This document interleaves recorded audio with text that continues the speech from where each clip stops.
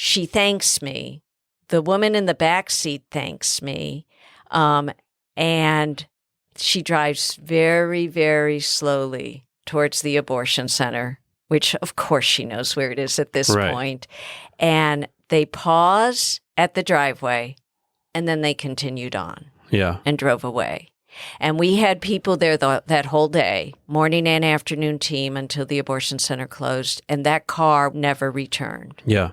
How would you consider that situation? I am yours, I am yours, I am yours, send me, Lord. I am yours, I am yours, I am yours. Welcome to the Gospel-Centered Pro-Life Podcast, a podcast designed to equip, encourage, and challenge you in pro-life ministry, and always with a focus on the gospel. Stay tuned.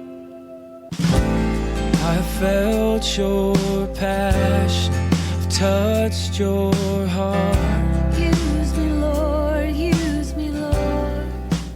Welcome back to the Gospel-Centered Pro-Life Podcast. Appreciate you guys joining us. And as always, we'd appreciate if you guys would leave us a review. Someone had reached out to me, actually, and suggested that we walk people through the process of leaving a review. I have heard it's difficult. Yeah, it is difficult. Yeah. However, the difficulty is that every platform seems to be a little different, so I can't walk you through that process, except for I could, right now, as I'm looking on my iPhone, I could walk people through the process. If you have an iPhone and you're listening using the podcast app on your iPhone. Okay, that'd be great. You should be able to go into the podcast itself where you can see all the episodes listed. And it'll say latest episode at the top. It'll have a picture of our podcast, you and I, our faces on the podcast album cover, I think is what it's called. If you scroll down to the very bottom where you see ratings and reviews, it says tap to rate, and there's like 5 stars there. Okay. And so you tap the 5th star because you would want to, of course, leave us 5 stars. That's the only one you should be tapping. Exactly. If you tap anything less than that, you're disqualified and cannot leave us a review. Right. And then if you scroll down a little bit further than that, after you hit the 5 stars, there's write a review. It's in purple. Oh, okay. And then you can tap on that. Yeah. It brings it up. You can title your review, Vicki and Daniel are awesome. You can leave the review. Never heard a podcast quite like this. It is the best ever. Yeah. Something along that. And all those other pro aborts that left bad reviews are wrong. You can say that if you want to.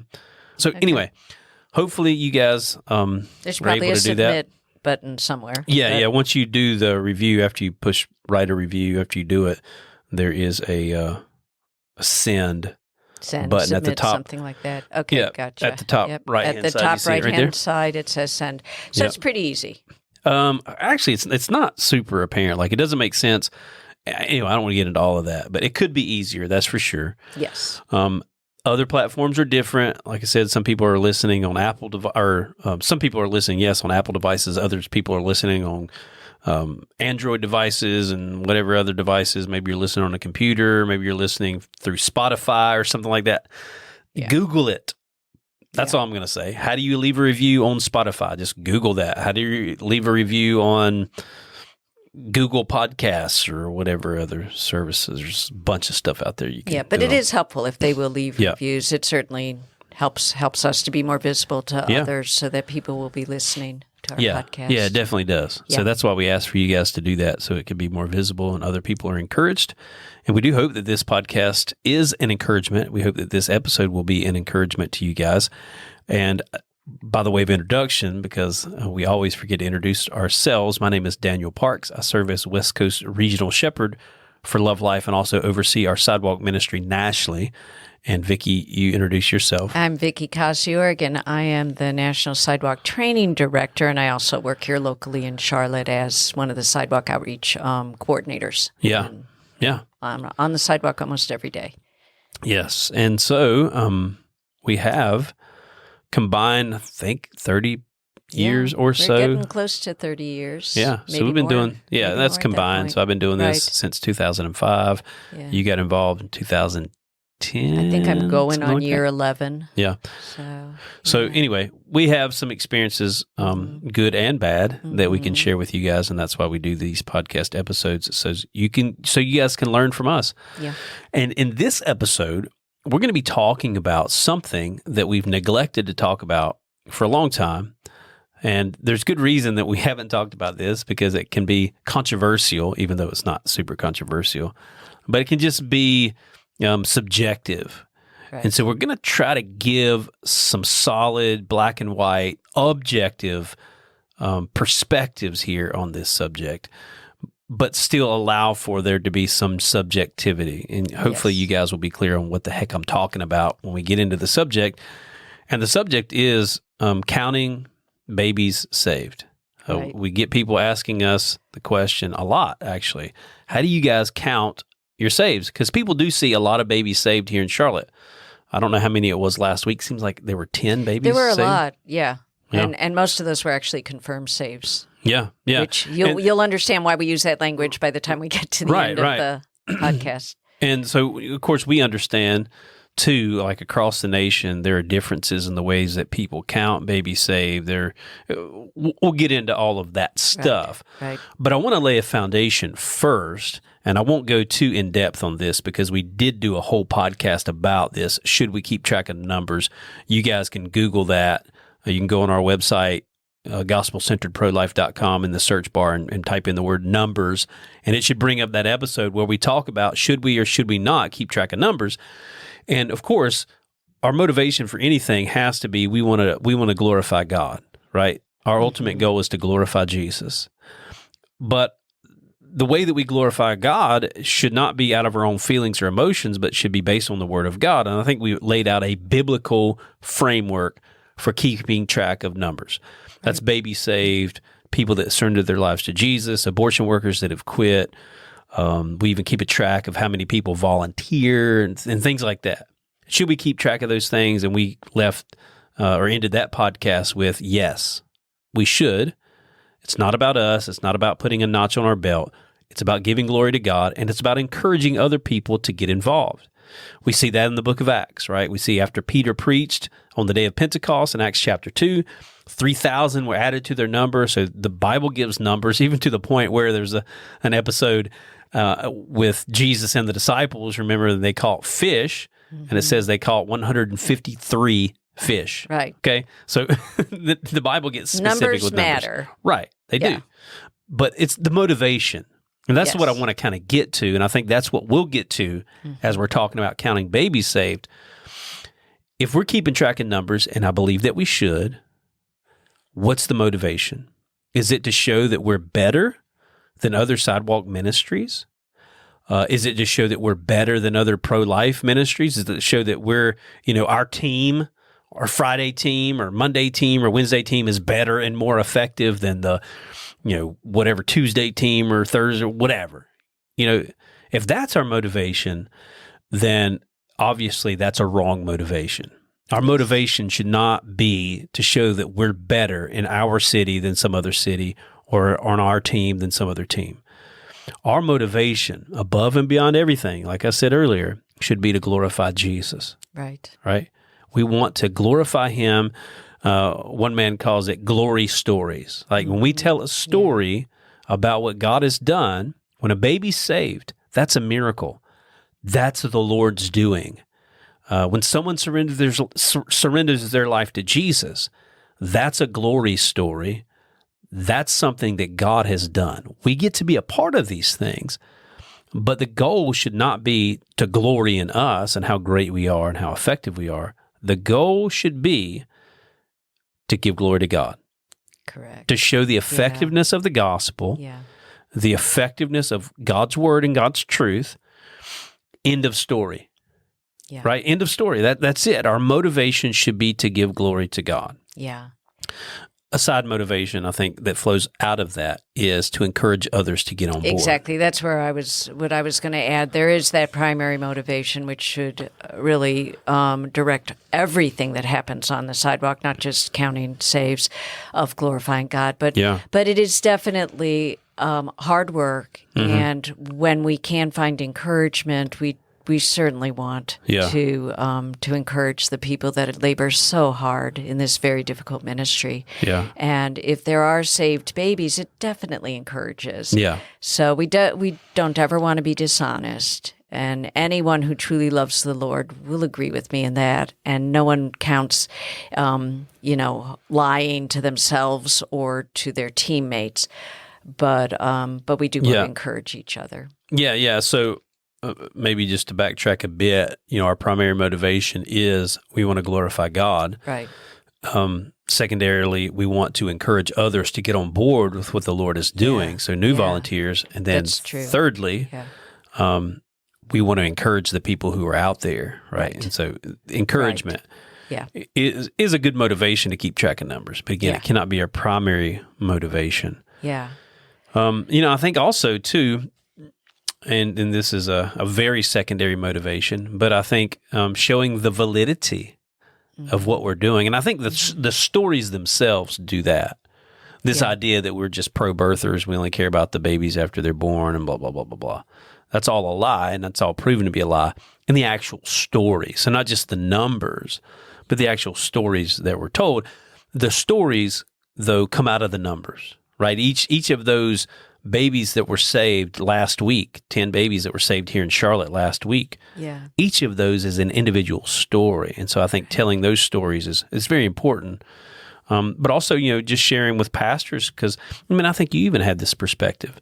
Some pastors have the perspective that, could that really be an effective ministry? Mm-hmm. And then you started seeing stories on Facebook and seeing people that were being saved and seeing the numbers. Yeah. Right? 3 babies saved last week. And it's like, okay, maybe this is effective. Right. And so I think it does help give some validity. So maybe there's some motivations that I've kind of given to you. But again, the primary motivation is we want to glorify Jesus. Right.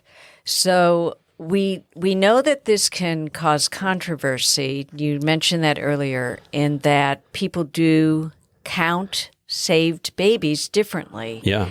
And they can become very offended by how some people count a baby as saved, and because it's not the way they do it. Yeah.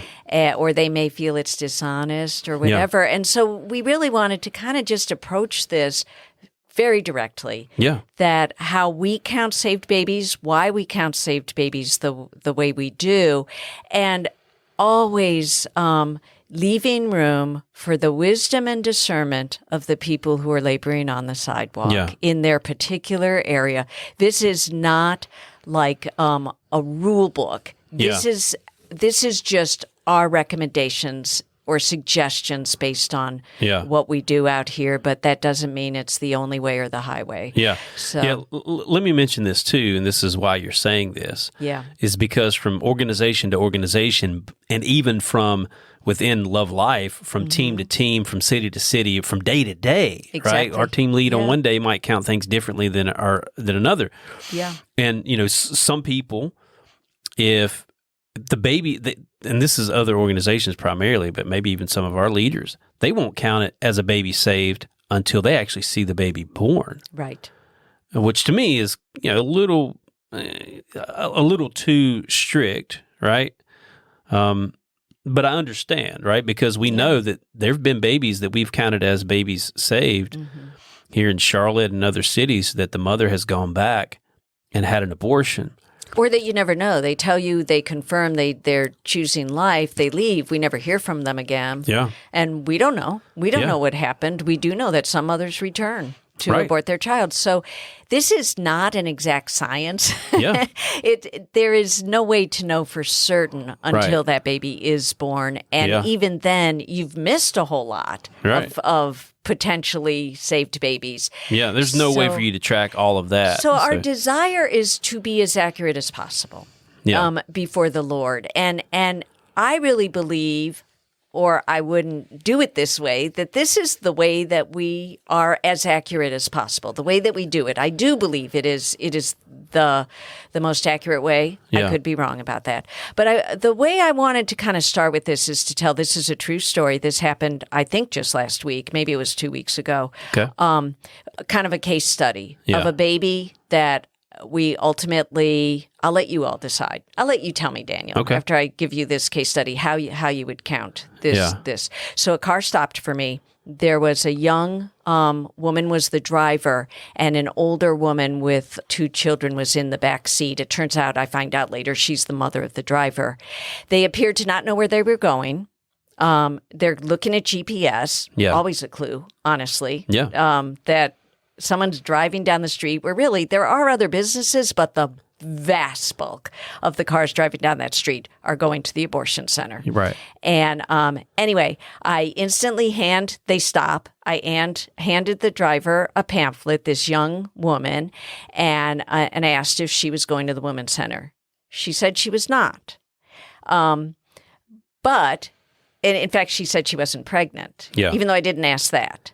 But she said she was not pregnant. Yeah. And she said she was just driving. They were just out driving. Yeah. And during the course of our conversation, from the beginning, she asked several times, "Where is the abortion center?" Yeah. She's pretty much right in front of it. Right. How people could ask that with all of the pro-abortion people and all the signs, I don't know. Sometimes I think the Lord blinds their eyes. And as she would ask that several times during the course of our half-hour discussion, and throughout that first few minutes, she's giggling really nervously. There's nothing I'm saying that's funny. There's Right. nothing she's saying that's funny, but she was giggling. Again, a very common response of the women who are there for an abortion. It's a nervous response.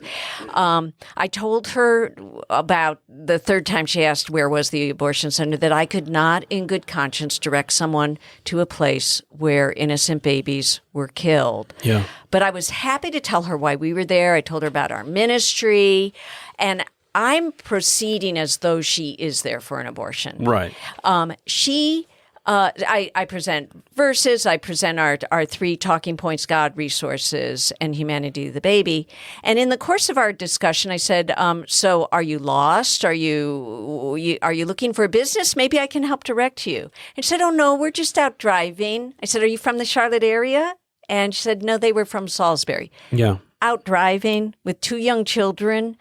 And that's an hour drive. Right. And so that She's obviously lying, right? I didn't accuse her of that. Sure. But certainly that is what's going through my head. Yeah. And I gave her all the information necessary for if she was there for an abortion.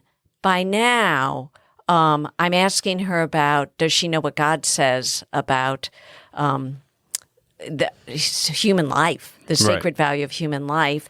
Does she know the 6th commandment? We start talking about God. The giggling is now stopped. And she's saying she does believe in God. And, well, she thinks maybe it's okay to have an abortion. Yeah. And then as I present scripture and Psalm 139 and other verses, she becomes very serious. She's now looking through the pamphlet. Okay. And really paying attention. She comes to the picture. Inside our pamphlet, we do have a small photograph of an aborted baby, a victim image, and she looks very stricken as she's looking at that picture. She doesn't say anything. But as the discussion is continuing, she tells me, she points to the 2 children in the back of the car and says she had considered aborting them. Yeah. 2 young children. The older woman is leaning forward with, I would say, a look of great interest on her face, but almost beseeching. Right. And she's the mother of the driver. She's sitting in the back seat with the 2 children. The woman then admits, in fact, she has had an abortion. Okay. And I speak then to her carefully because you don't want to introduce to an actively abortion-minded woman the idea of forgiveness, and I'm pretty certain this is an abortion-minded woman at this point. But I did talk about that there is forgiveness. It is not the unpardonable sin, and then go into, but, once you know the truth about that, and now you know the truth, right? I'm telling her because I've presented the truth to you, and she agrees. And I go into Hebrews 10:26 that we should not willfully continue in sin once we know the truth. Because our heart can become so hard that we no longer can truly repent of that sin. At this point, she thanks me the woman in the back seat thanks me, and she drives very, very slowly towards the abortion center, which of course she knows where it is at this point. And they pause at the driveway, and then they continued on and drove away. And we had people there that whole day, morning and afternoon team, until the abortion center closed, and that car never returned. Yeah. How would you consider that situation?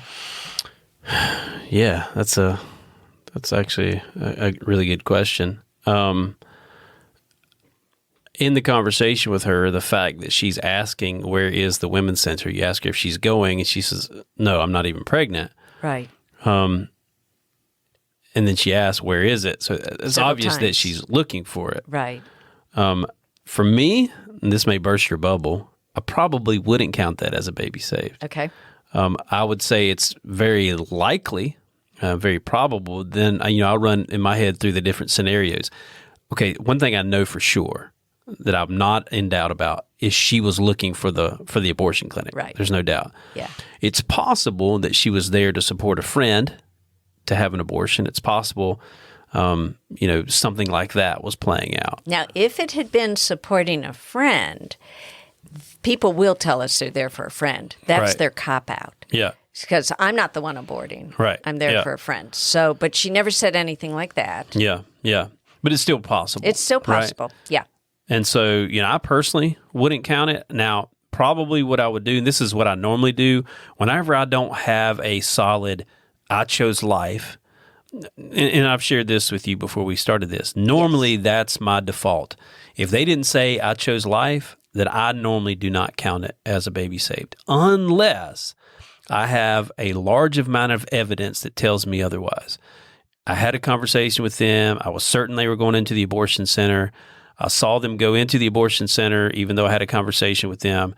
I see them go back and forth to their car. That's a big indication that they're in doubt, Yeah. right? By the way, I did leave out an important clue at the end. So at the end, right before she pulls away, she said, well, what kind of help do you all have? Yeah. And I listed the resources. And I said, and that's my name and number on the back there. And she said, okay, I will call you if I need help. Yeah. Right. So again, to me, that was Yeah. a clue. Yeah, it's absolutely a clue. And so, for me, I'm looking for clues and things like that. This is one of the reasons why you should not be distracted, by the way, which we did a podcast about that not terribly long ago. But I'm looking for those clues. And, again, if I see them go back and forth, first of all, I've had a conversation with them, so I know for certain they're there for an abortion because I'm going to ask that question. She obviously, if she was, she didn't tell you yes, Correct. right? Yeah. So that to me would be the first indication of, I don't know if I could count this. If she kept driving, right? If she would have told you, yes, I'm here for an abortion, and that played out, and she kept driving, I'd absolutely count it as a baby saved. Even though she didn't tell me she chose life, I would absolutely count it. Now, again, that's the exception rather than the rule for me. But I will say this too. If I'm in doubt, I will go to a second person, somebody who observed the situation. I'll bounce it off of them. I might even would have had called you and said, hey, what do you think about this? Here's the scenario. Would you count that? And you may say yay or nay.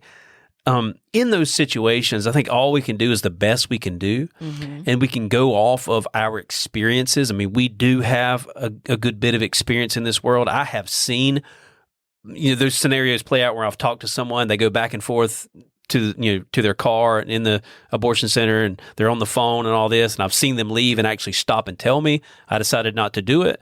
I've had those situations play out so many times where ones have told me that they chose life, where if I see it play out like that, and they don't stop and tell me, I feel a high level of confidence that they chose life because I know that scenario. Yeah.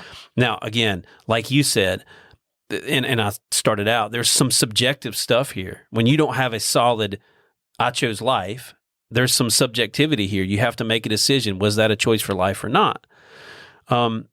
Even if they do choose life, though, or they tell you that they choose life, there's still some subjectivity there. It's more They could objective. be lying, could be mocking. They could be lying. Could be back the next day for an abortion. They could be back the next day. Correct. So I think we have to acknowledge, and this is kind of one of the points we want to get to, because there can be some contention here. Right. There can be, and you have a line or a paragraph here in this article about the controversies. Because some people would say, hard line, you cannot count that as a baby saved. Right. Well, and some people would say, you better count that as a baby saved. Yeah, exactly. Right? So you raised a bunch of points that we are going to get into when we talk about the parameters. But one of the first thing I did when that ended was I went to our team lead. Yeah. And she had seen most of that. She hadn't heard it. She was too far away. So I recounted what had happened, what it said, and said, what do you think? She said, I think it's a safe baby. Yeah. I said, that's my gut. Yeah. That's my gut also, based on a lot of clues. Yeah. The whole setup of the mom in the back seat with 2 children. Well, Right. we know that that's what they do because they can't bring the 2 young children into the abortion center. Yeah. Yeah. I also knew she had other children that were in school. 2 Yeah. children in school in Salisbury. She told me that. So she's got 4 children. The other 2 were very young in the car. Why would she go driving around when 2 children are in school with the 2 young children an hour away? Yeah. Yeah. So there were, I already went through, but there was so many clues that and the corroboration of the team lead saying, and she didn't even pause. She said, that's safe. And, Yeah. so.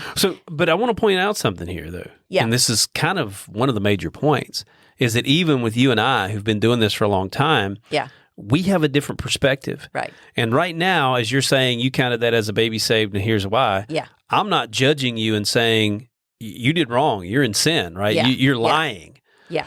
No one wants to lie about numbers, about babies being safe. Like, that's the further. No one who loves the Lord. Right. I know you. Yeah. And here's the thing, guys. We have to believe the best about our brothers and sisters. Yeah. And so if you're seeing people post numbers of babies that are saved, and your first thought is, there's no way that's true, really, you need to look at your own heart first. Yeah. That's the first person we need to examine is our own heart. Is there a conversation you need to have with somebody because somebody drives by and sneezes? They call that a baby saved? Well, surely, if that's the case, right? If I'm being a little facetious with that, but if they're counting everything as a baby saved, is there a conversation you need to have? Yes, surely have a conversation, all that. But believe the best first, right. That they did their due diligence, that they felt confident because they looked at the scenario and they talked to other people and they counted it as a baby saved because they were confident it was. Just believe the best. And at the end of the day, all of this stuff is the Lord's work anyway, right? Mm-hmm. And you literally can't dig into someone's heart and figure out what their motive is. You can't dig into a mother's heart and find whether or not she's lying about choosing life for her baby or what's going on there. We just, I think if nothing else, we're just saying we're doing the best we can with the information we have. And I want to encourage you guys, do the best you can with the information you have. And if you're wrong about it, it's in the Lord's hands. If you're right about it, it's in the Lord's hands. Either way about it. And in all things, give him the glory. So the controversies can really harm a sidewalk team or even a ministry if you do think the worst of others and if you think they're being dishonest or whatever, or you don't like why they do what they do or how they do it. So be very careful in whatever you do as a city or a team that you trust your team members or your city or whatever. But I've given you a little bit of my rationale for why I did count that as a save. I did believe, the team lead also did believe that it was a save.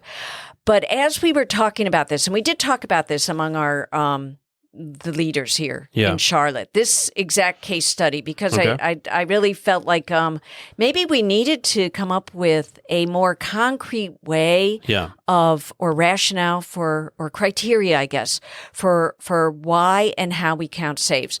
Most of the saved babies are confirmed. Right. Most of them are confirmed. And so just that so people means understand. The mom has said, I changed my mind. Yeah. But I do want you to know a mom has said that in the past when they didn't. It was just mocking. Yeah. And we didn't know that. So again, everything is just doing your best with the evidence that you have. But we did come up with a list of criteria. And I know we don't want to drag this out too long, so I'm just going to, or maybe you can help me to go through this.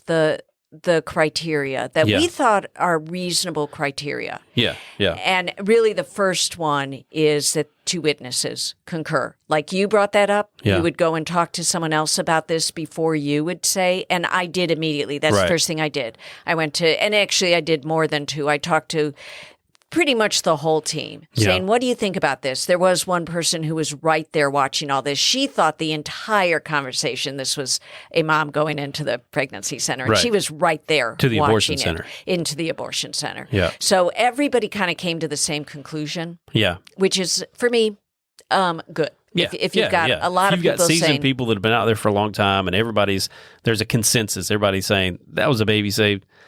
Then why doubt that? Right. What are we trying to prove there if we're doubting that body of evidence? Yeah. Yeah.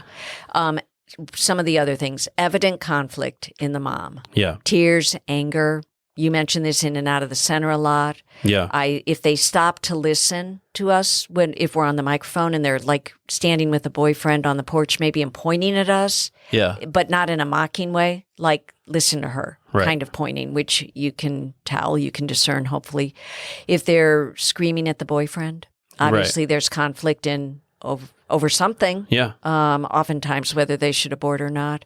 Covering their face, covering their ears, hiding in the car. Yeah.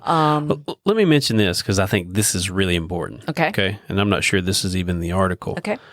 But our scenario here at the Latrobe Abortion Center is quite a bit different than most other abortion centers. Very good point. Yeah. Our scenario is that it is an abortion clinic and that's it. They don't do anything else. And we know from their website, from being out here for years, they're not doing anything else. People that are here are either here for an abortion or they're here for a follow-up appointment after having had an abortion. And we know what days those are. Right. And this was not one of those days. Yeah. And they could be here to get a job. We've had that several times too. People are coming to get work. Yeah. But so you know that the people you're talking to are here for an abortion. You know that the scenarios that are playing out, that the people are here for an abortion. That's one thing you need to know. If you're going to count it as a baby saved and you don't have a confirmed, I chose life for my baby, then you first got to know, are they even here for an abortion? So if you're at a Planned Parenthood, it's going to be a lot more difficult for you to figure that out, right? Now, absolutely if you're there on one of the abortion days, then likely the people are there for an abortion because they consolidate those appointments as far as surgical abortion days. So anyway, that's a big difference, and I think it matters a lot because we know that people are there for an abortion. If you've got all these sort of markers in place, they're there for an abortion first and foremost because they're coming to the clinic and it's just an abortion clinic.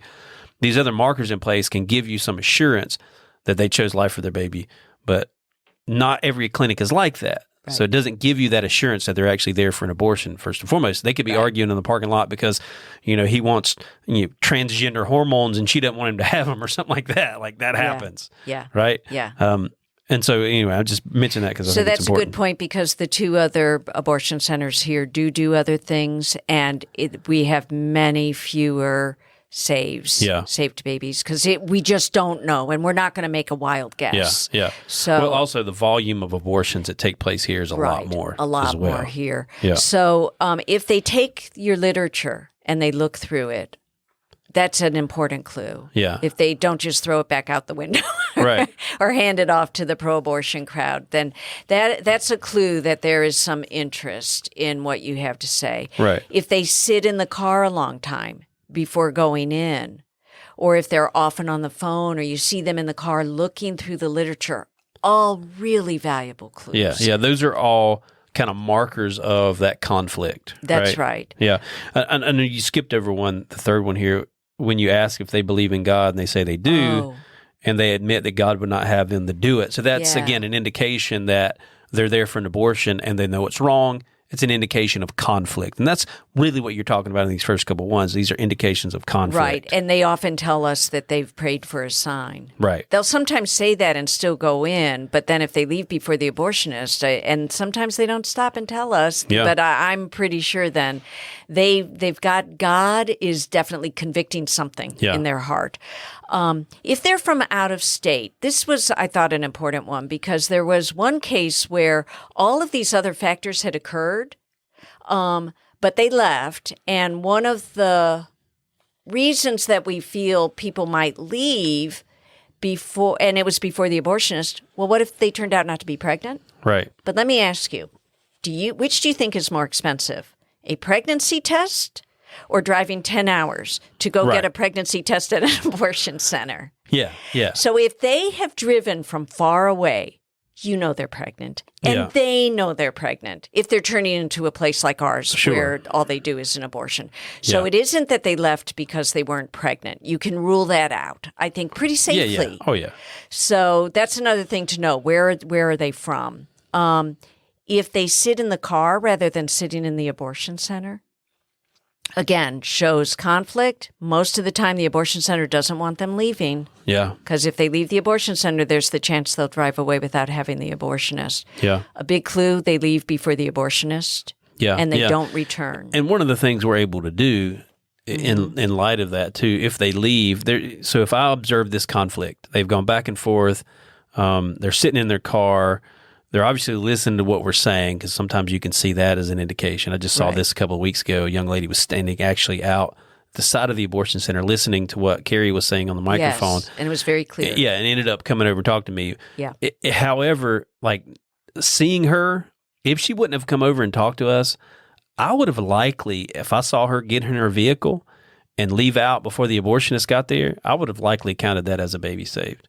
Because I saw her paying attention. I saw her. She was obviously intentionally listening to what Carrie was saying. And had she even been in there long enough to have an abortion, which is another thing we look for. How long were they in there before they left? Yeah. We know when our abortionist arrives, and not all places do know that. Yeah. Or they're there the whole time that the Sidewalk team is there. Yeah. So they really can't make that same assessment that we can. Right. And you couldn't count that as a baby saved if you're at a clinic that does other things rather than abortions, right? Because they could have been there. You know, if this lady was standing out listening to us, she could have been there for birth control or something if they did that stuff, which they don't. Yeah. So, you know, if it was at a Planned Parenthood and I observed that situation, I wouldn't count it as a baby saved. Yeah. I wouldn't count it because I wouldn't have confidence that that was a mom that chose life. Knowing the scenario there, I definitely would have. Now, she did come over and get an ultrasound and chose life for a baby, which is pretty amazing. As far as like them leaving before the abortionist gets there, again, you can't really count it as a baby saved if they leave before the abortionist get there. Not if that's the only criteria. Right. Remember all of these, and I know that's not where you were going, Daniel, but I do want to make the point. It is an accumulation of these criteria that would lead. It's not just any one of them. Yeah. It has to be that usually that there are most of these are present, or a lot of these are present. The acknowledgement when they leave. Is there a wave, a thumbs up? I had a couple leave before the abortionist that both blew me a kiss on the way out. And it wasn't, you can tell when there's people mocking you. Right. It wasn't that. They were happy. They were relieved, their whole body language. And so that was, again, a positive sign. Right. So I hope really what I'm trying to do is say, use your wisdom, discernment, and look for the clues, because they're often there to help you to make not a leap of faith, but a rational choice on what you think they did based on the evidence that you've seen. Yeah. And like we said, the vast majority of the babies that we count as babies saved are going to be people that acknowledge, I didn't do it. Right. I chose life for my baby, or some form of that statement, right? So that's the vast majority. Yeah. But there are times when, because of the indications, because of this kind of body of evidence, and I think the primary way is like sharing the body of evidence that you gathered. Oh, this was going on, this was going on, this was going on with others on your team. Yes. What do you guys think? Do y'all think that's a baby safe? If there's a consensus there, then I would count it. Yeah. But even given that, it's still subjective. Mm-hmm. And like I said, even if you have a solid, we chose life for our baby, it can still be subjective. Right. It's like more objective when it's like that, but it can still be subjective. And so we have to give one another grace and allowance. Yeah. And we have to steer clear of attributing evil motives to people. They're counting baby saved just to make themselves feel good, or just to make their team look good, or just to, make their city look better, or whatever. Yeah. Like, we have to steer clear of that stuff, believe the best, and if we feel like somebody's just straight up lying about numbers, well, that's sin, and we need to deal with that. Yeah.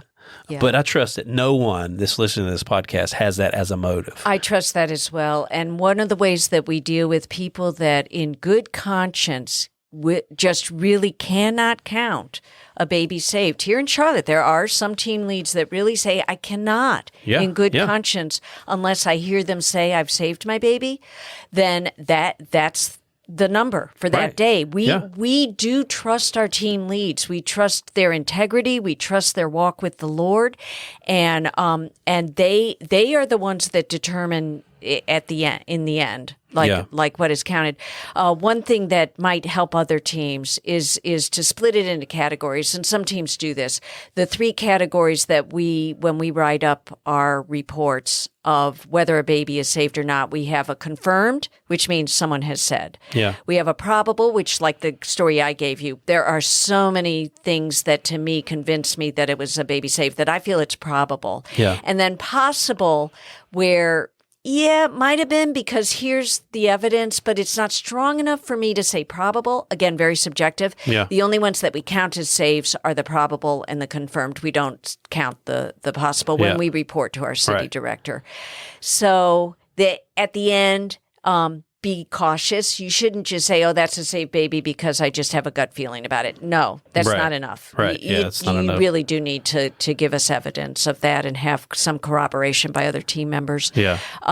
But in the end, just remember all of it is for God's glory. And we really, everything we do and how we do it, we need to give to the Lord and pray that He will guide and lead us. Yeah. And be given the glory in the end. Yeah. And give grace to one another. Again, there's going to be people on both sides, maybe both extremes, people that would count it, if it's even a question. Right. Did they choose life? They're like, yep, they chose life. Right. And then there's others, if there's even a question, there's like, no way they chose life. Right. We have to give grace. I think Paul talks about that. And it's not a direct application in Scripture, but Paul talks about the weaker brother and those who are stronger in faith and those who are weaker in faith, that we have to give allowance for each other. And we have to do everything that we do and view each other in charity. Yes. And the reason why I'm saying this is because I know how the enemy can get in and bring contention and bring separation, even within a team of a particular day, but also within, from one abortion center to another, from one city to another, or whatever. Yeah. And so we do all that we do for the glory of God, and we do it in love, believing the best about our brothers and sisters. And with that, I think we're done with this. Yes. Yeah? Is it good to go? All right, cool. We hope this episode was a blessing to you guys. We'd love for you to reach out to us. You can reach me, Daniel, at lovelife.org. You can reach her, Vicky, at lovelife.org. We're also going to have this article that we used as a framework for this episode up on our Sidewalks for Life website, sidewalks 4 life.com, so you can check that out. And our podcast website is gospelcenteredprolife.com, so you can check out all of our episodes there. And until next time, God bless. God bless you all. Give me an outlet for love. Give me an outlet for gratitude.